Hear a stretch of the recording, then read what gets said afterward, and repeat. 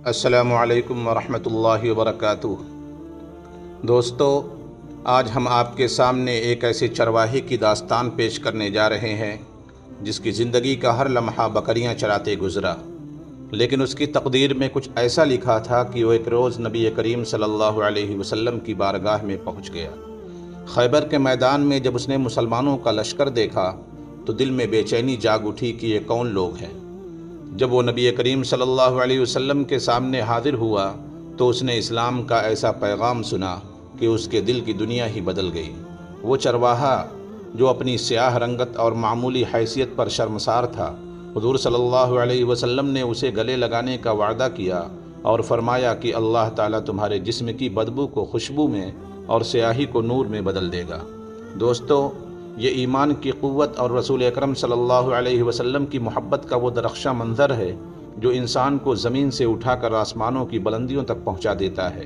یہ چرواہا جو کل تک بے نام تھا، آج شہادت کا تاج پہن کر جنت الفردوس میں داخل ہو چکا ہے۔ یہ ایسی داستان ہے جو روح کو جھنجھوڑ دے اور دل کو ایمان کی روشنی سے بھر دے۔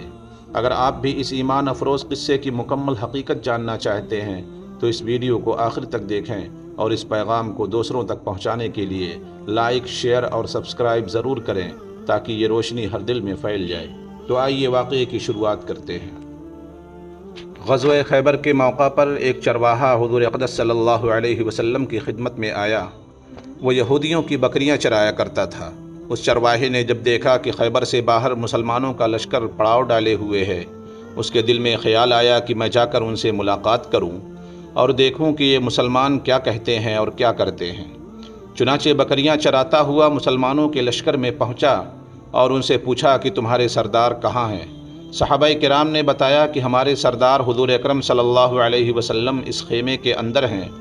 پہلے تو اس چرواہے کو ان کی باتوں پر یقین نہیں آیا۔ اس نے سوچا کہ اتنے بڑے سردار ایک معمولی سے خیمے کے اندر کیسے بیٹھ سکتے ہیں۔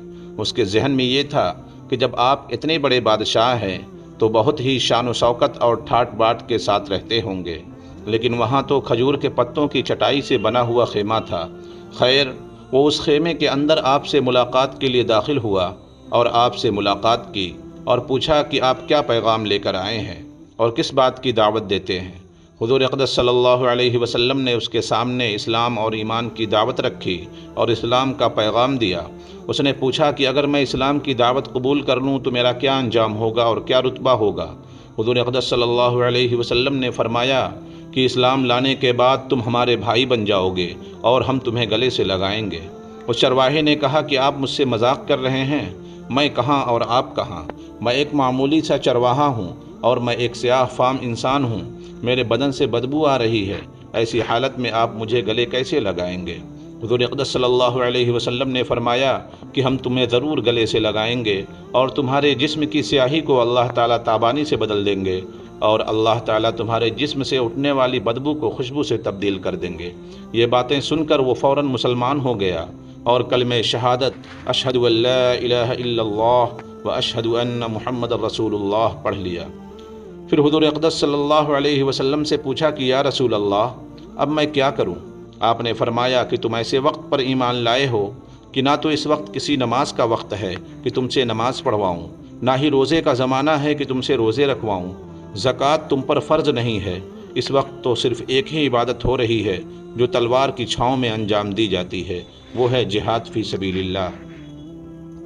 اس چرواہے نے کہا یا رسول اللہ، میں اس جہاد میں شامل ہو جاتا ہوں، لیکن جو شخص جہاد میں شامل ہوتا ہے اس کے لیے دو میں سے ایک صورت ہوتی ہے، یا وہ غازی ہو جاتا ہے یا شہید۔ تو اگر میں اس جہاد میں شہید ہو جاؤں تو آپ میری کوئی ضمانت لیجئے۔ حضور اقدس صلی اللہ علیہ وسلم نے فرمایا کہ میں اس بات کی ضمانت لیتا ہوں کہ اگر تم اس جہاد میں شہید ہو گئے تو اللہ تعالیٰ تمہیں جنت میں پہنچا دیں گے اور تمہارے جسم کی بدبو کو خوشبو سے تبدیل فرما دیں گے اور تمہارے چہرے کی سیاہی کو سفیدی میں تبدیل فرما دیں گے۔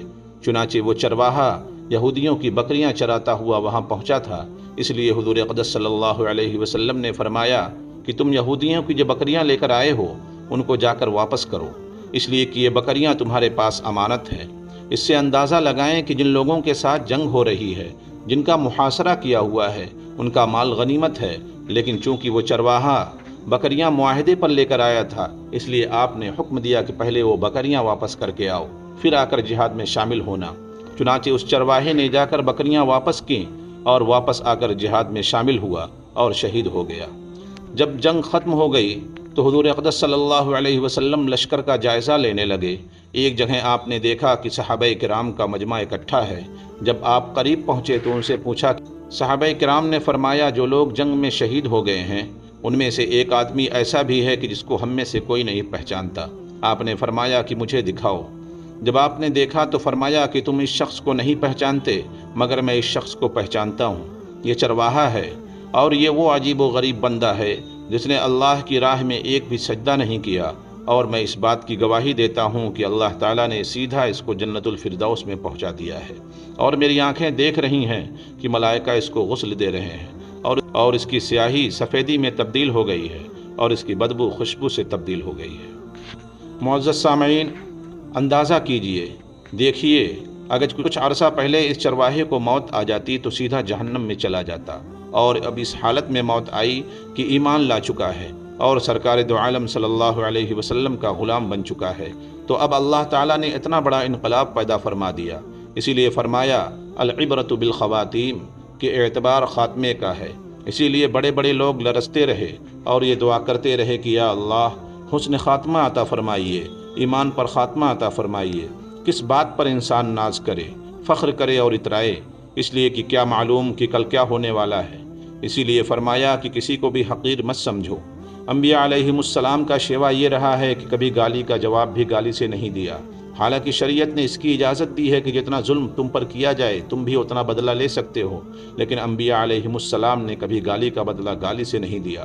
قوم کی طرف سے نبی کو کہا جا رہا ہے کہ انا لنراک فی صفاحۃ وانا لنظنک من الکاذبین، کیونکہ تم بیوقوف ہو، حماقت میں مبتلا ہو، اور ہمارا خیال یہ ہے کہ تم جھوٹے ہو۔